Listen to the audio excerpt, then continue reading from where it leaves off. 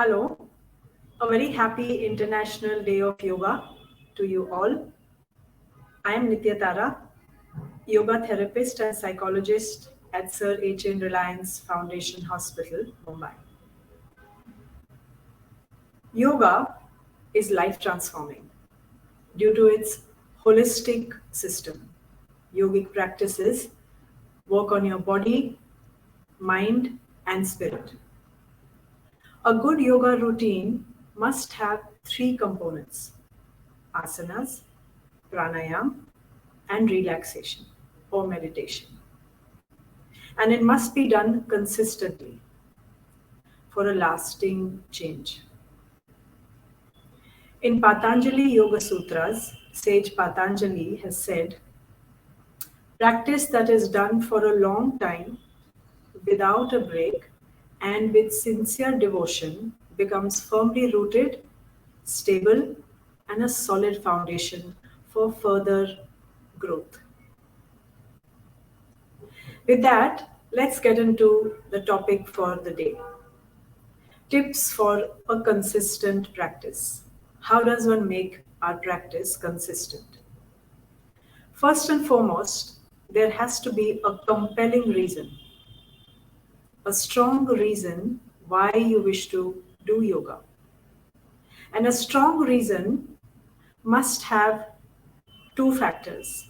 It should be important and urgent. If it is only important, then it will stay on the back burner. Like today, we know yoga is important, it has a lot of benefits, but it's not urgent. So it may not be done.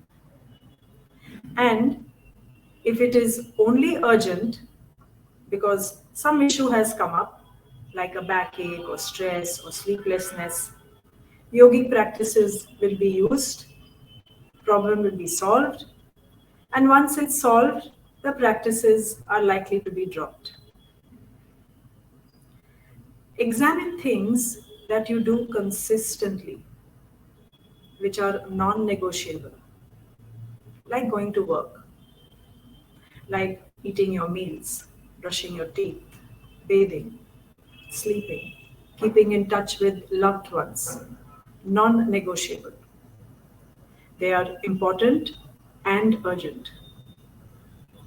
Similarly, with your yoga practice, it must be done and must be done now. You need to ask yourself, what are the consequences of not doing your practice? You must feel that each day lost is a loss of opportunity to get better and live well. So that is the first criteria or the first step, your compelling reason. The second one is start small and plan smart. So like I said, that a routine should have asanas, pranayam, and a relaxation. Now typically, when you enroll into a yoga session, it's for an hour. But since we don't have much time and therefore are not able to be consistent, keeping it small, short is what is going to help us make it happen. So 20 to 30 minutes of your yogic practices is a good start.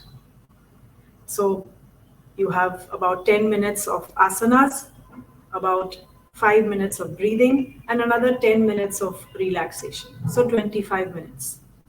And that also you don't have to do them all in one go. You can divide it. So in the morning, you could do your pranayam, your breathing practices. In the forenoon, you could bring in your asanas, and towards the latter part of the day, you could do your relaxation. So that is starting small. And that is how you will be consistent because you don't have to invest too much time. And very important again is that you plan it smartly. So what I mean by that is let it enter your life seamlessly.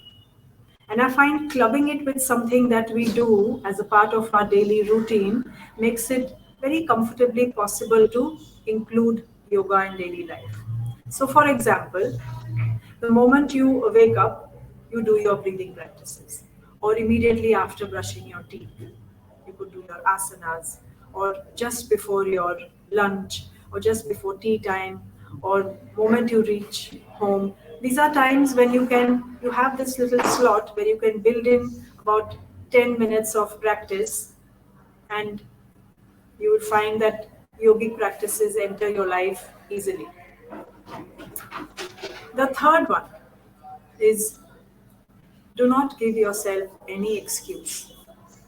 Replace your excuses with how you're going to make it happen the next day. We humans have this tendency of justifying everything.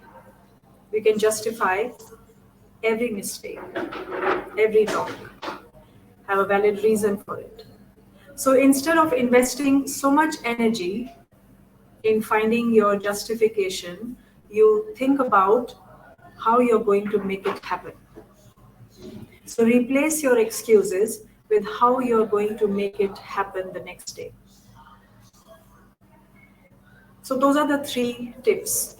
Find your compelling reason, start small and plan smart. And thirdly, replace your excuses with how you're going to make it happen. Recently, I read about a rule, 21 by 90 rule, which said that if we do something daily for 21 days, it becomes a habit.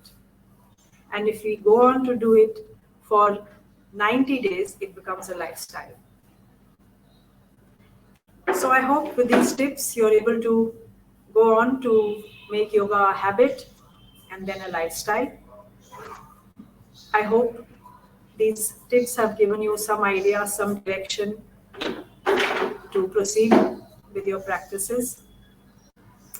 With that, once again, a very happy International Day of Yoga to you all. I wish you all consistent progress in your yoga practice. Thank you.